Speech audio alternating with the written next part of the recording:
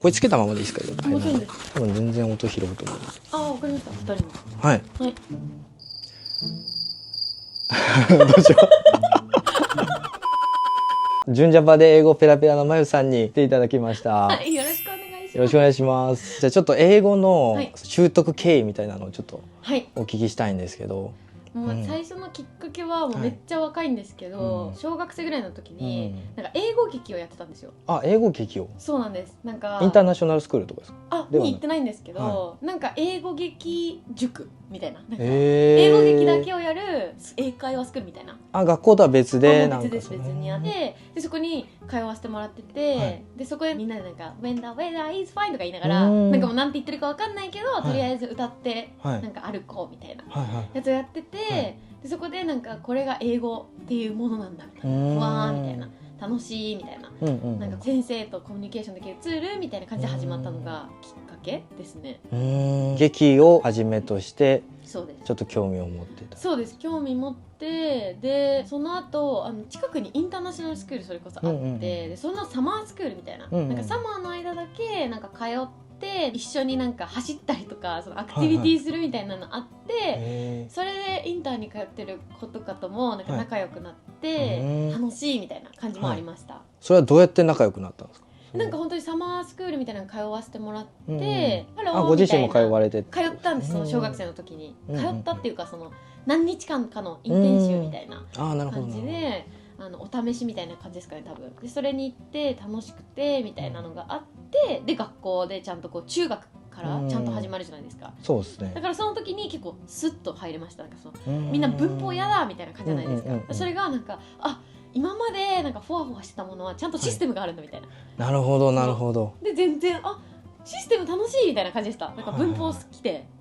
なるほど。でも最初から多分実践から入ったからそう思ったんかもしれない。確かにそれはあるかもしれないですね。最初からこう文法ってなってたら、もしかしたら楽しくなかったかもしれない。そうですよね。だから最初土台があって、でなんか答え合わせみたいな。そうです。めっちゃそうです。こういう感じなんだみたいな。なんかこれ意味分かったって感じです。それ多分一番いい方法かもしれないですね。かもしれないですね。なんか結構最近小学4年生からとか英語学習始まるじゃないですか。それも結構大変らしくて、私の小学校の時とかもしかしたら世代同じかもしれないですけど、ABCD とかを学校で小学校でやるみたいなレベルで、なんかクラウディサニーとかだったんで、劇とかの延長みたいな。全然文法なんてやってなくて。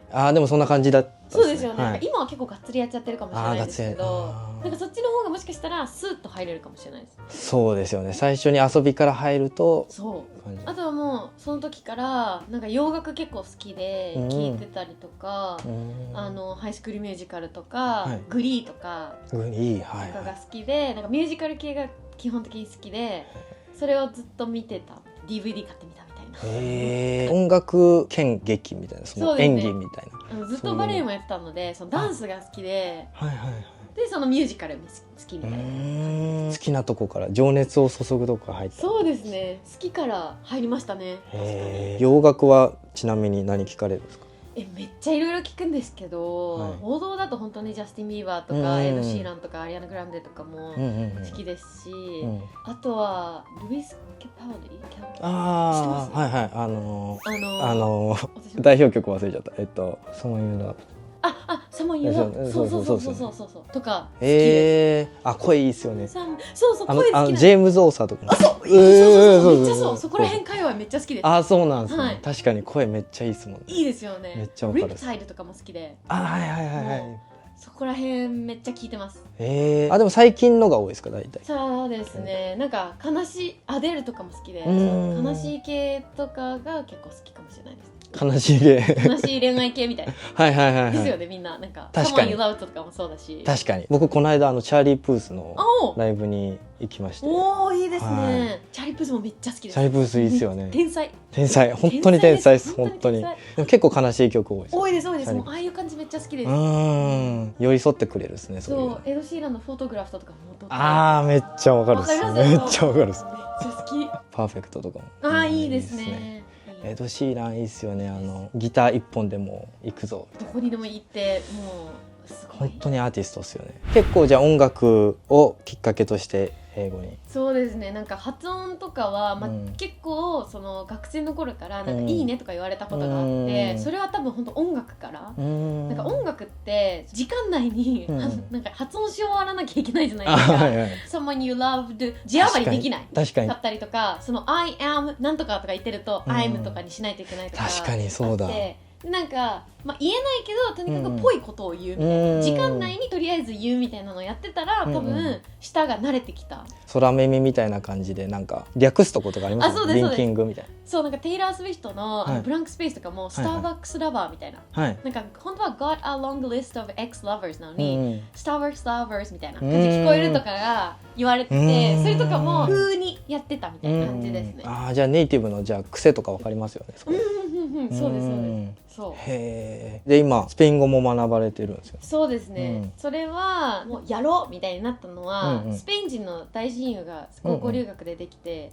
えアメリカでですか。そうです、アメリカでその留学生の集まりみたいなので、はいはやっぱスペイン人とかいっぱいいたんですけど、他にも、うんで大親友になってでスペインに遊びに行ったんですけおどなんかそこでめっちゃスペ語ばっか喋ってて何にも分かんなかったんですその時。本当にもうグラシアスぐらいしか分からないレベルで、はい何も分からない 1,2 週間みたいなはい感じでちょっと屈辱を受けて、はい。でもうやったろうと思っやってたろうと思ってそこから大学で勉強しましたああね。そうだったん授業をですね取りました。友達がきっかけ。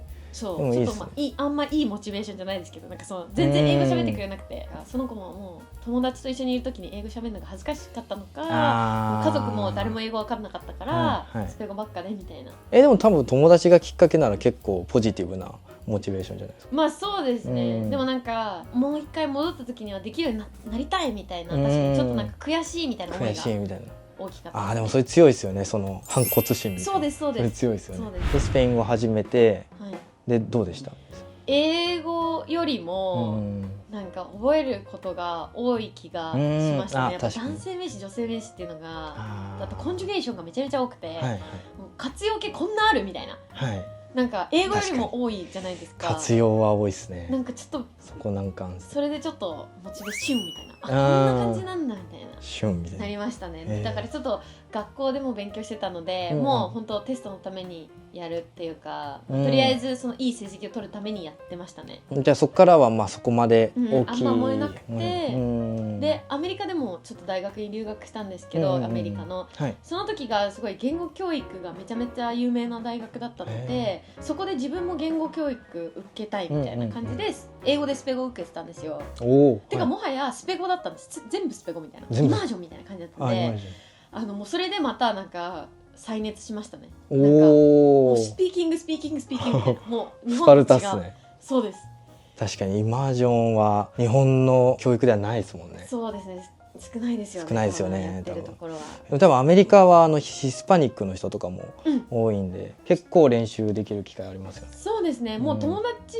も本当バイリンガルトリリンガルたくさんいて、うんそういう大学だったのかもしれないんですけど、もうスペイン語喋れる人とかもいたんで、確かに練練習は結構できますね。へえ。でそこからスペイン語再熱してそうで、その1年は頑張って、ででも帰ってきちゃうとやっぱり本当に機会がなくて、で英語維持もしなきゃいけないじゃないですかね、はいはい英語力の維持もさあして、そうですよね英語もなんかある程度勉強しつつ、はいスペ語はなんかちょっと低めで、本当先ほどもなんか私の動画でもおっしゃってましたけど、歯磨きするみたいな感じで、私も本当に朝起きて、私は全然朝方じゃないんですけど、脳みそが働いてない時になんかちょっとスペ語復習するみたいな、アプリでやるみたいな。働いてない時ですか？働いてないけどなんかそのオンライン英会話とかできないんですけど、その簡単に並べ替えとか、そういう単語の意味とかぐらいなら全然できるんで、それをなんかこう頭を置きながらやるみたいな感じのことは毎日やってます。毎日やられてる。そうですね、なんか15分とか30分とか。アメリカの大学はあれですか？カリフォルニアとかですか？バーモントってわかります？バーモント、聞いたことあるですね。右上らへんにあるんですけど、右上らへんに。そう、ニューヨーカナダとクの近くの国境の、ニューヨークの上のカナダとの国境のなんですけど、寒い。寒い。なんでそこにされたんですか？大学がその言語教育がサマースクールとかやってるんですけど、めちゃめちゃ高いんですけど、そのサマースクールに入ったら、自分の母国語喋ったら罰金なんですよ。ターゲットランゲージ以外喋ったら罰金。だから寮でも喋っちゃいけない。寮でも友達が監視してるみたいな感じで、もうめっちゃみんなコミットで、合宿中ずーっとその言語みたいな。厳しいっすらしくて、ね。でまあ私はそれには行ってないんですけど、そのエレメンツがある授業を受けてたので、そこにそのちょっと自分も行ってみたかったみたいな。でも絶対それ伸びそうですね。大変だけどマジですごい伸びるらしいです。もう本当にそのサマースクール1ヶ月とかだけでめっちゃペラペラになるらしいです。みんな多分そういう環境があればかなり違いますよね。多分そうですよね、もうどうしてもやらなきゃいけない状況みたいな。そうですそうです。もうなんか親にも連絡取れないみたいなね、感じですよね。携帯取り上げられるみたいな感じ。取り上げはどうなんですかね、ないかもしれないんですけど、とりあえずその発しちゃいけないので、もう言語、自分の言語とか英語とか、そのターゲットオンリー。うわー大変っすね。大変ですよね。日本人は英語以外になんか他の言語学んでるっていうの少ないですよね。言語英語至上主義じゃないですか。ありますよねやっぱり。ちょっとそうですよね。まあでも使う機会もあんまりないんで、確かにそこはやっぱりそれこそ海外旅行じゃないですけど、それをモチベにしてます。英語でさえそうですよね。なかなかないですもんね。英語でもないですね。少ないです。やっぱ友達とかいない限り、会社で結構使う方とかも増えてるとは思うんですけど、私もやっぱ英語常に使ってないと落ちてきちゃうので、なんか本当スポーツじゃないですか。やっぱ一日やらなければ自分に分かりみたいな、2日やらなければまあ相手に分かりみたいな、先生に分かりみたいなのがあると思うので、私はその英語の発音も朝、15分ぐらいやって、あとは昼にネットフリックスで英語のドラマ英語字幕で見てるので、それでなんか結構真似してみたりとかやって、あとは週1でそれこそ本を一緒に書いたフォレストと、ランゲージエクスチェンジしてるみたいな感じぐらいですかね。それで維持してるっていう。発音の練習はどうやってやってるんですか？もうエルサ使ってます。エルサですか？はい。やっぱ AIですよね。AI のやつはあんま使ってないんですけど、私、その発音記号を頭に入れたいなと思ってて、なんか発音してる時にそのスペリングよりも発音記号がないと発音できないじゃないですか。なんか「なのか「あ」なのか分かんないので、結構その発音記号を見てるのがためになってます、私の中で。発音記号いい感じですか？じゃあ発音記号学ぶのは、あれって英語だけじゃなくて世界中の言語カバーできてる、IPA ってその世界中の言語カバーできてるじゃないですか。そのクリック音とかもいろいろあるじゃないですか。ってなると、例えばじゃあ違う言語を学ぼうってなった時にもう発音記号が重要になるので、あれは学んではめっちゃ良かったなと思います。でもなんか皆さんが学ぶ必要はないとは思いますね。結構あれですかね、論理的に学ぶタイプというか。だと思いますね。そうですよね。やっぱ結構それ人によりますよね。僕完全に感覚的に羨ましいですね。あれなんで、でも結構その細かいとこはおざなりになっちゃうんですけど、感覚じゃないとなかなか楽しめないタイプなんで。私なんかパズルとか大好きで、なんか文法パズルみたいな感じなんですよ。で、ここがこうだからハブビーンなんだとか、そういう過去分詞系とかそういうのが好きなんで、それなんか今言えた文章綺麗だったとか思っちゃいます。なんか長い文章言って、なんとかかんとか because なんとかかんとかとかの文章でめっちゃ綺麗だったりとか on the other hand とかをなんかかっこよくナチュラルに言ったりすると、今の綺麗だったとか思ったりしますね。すごい興味深いですね。そうだから全然逆タイプかもしれないですね。でも羨ましいです、その感覚できるの。いやでも多分その人に合った勉強法っていうのありますよね。めっちゃそうだと思いますね。論理派と感覚派で多分だいぶ最適な勉強法違いそうですね。そうですね。なんか文法書をがっつりやるタイプだったり、そのリスニングとかしながら覚えていく人とかもいるじゃないですか。話しながらとか。僕そうですね。そうですよね。話しながらとかは結構私苦手かもしれないですね。なるほど。論理タイプというか、そういう人に対してなんか英語のアドバイスみたいなありますかね？でもとにかくやることだと思います。もうなんか今から勉強しなきゃって、スペイン語とかそうなんですよ。なんかテキストとかやるってなるんですけど、とにかく多分こなしてればそれこそできるようになるのと、あとは私もその留学で挫折したみたいに、その行って成績もほぼめっちゃいい、英検も持ってる、トイックめっちゃ高いみたいな感じで行って自信満々みたいな、そしたら何も通じないみたいな感じで一回折れたんですよ。だからもう一回折れて、もう私は完璧は無理みたいな、さっきもおっしゃってましたけど、本当その完璧無理っていうのをアクセプトできれば勝ちだと思います。そのなんか感覚派にちょっと近づける。そこはでも共通してるかもしれないですよ。そのマインドセットみたいな。そうですよね。もう無理ですし、なんかそもそも英語喋ってる人の中でネイティブじゃない人の方が圧倒的に多いじゃないですか。ってなるとと、確かに例えばめちゃめちゃ難しいなんか英検1級の単語学んでも、言ったところで誰も通じなかったり確かにするんですよね。うんうんなんか自分はこんな言葉を使えるってパッて言ってもなんか「はん?」みたいなそうですね。 「What do you mean?」って言われちゃうんで、うんだったらなんかみんなが知ってる言葉とかをもう日常的に使ってってそれを練習した方が完璧じゃなくてもいいなって思ったりします。確かにそれこそ英検5級の単語を本当に自由自在に使いこなせる方が、まあ、日常生活においてはそっちの方が便利かもしれないです。いいと思いますね。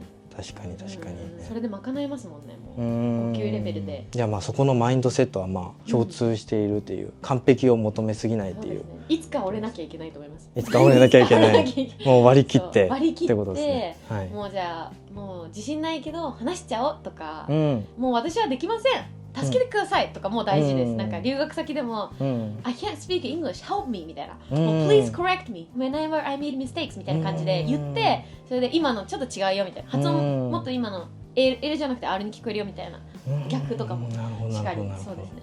確かに助けを求める。助け求めまくりました。ああそうなんですね。はい。ああそれもすごい。もう日本語教えるからもう教えてみたいな。もう言語交換。言語そう助けてみたいな感じです。わすごい参考になりました。今日はありがとうございました。たくさん話しかけてよく。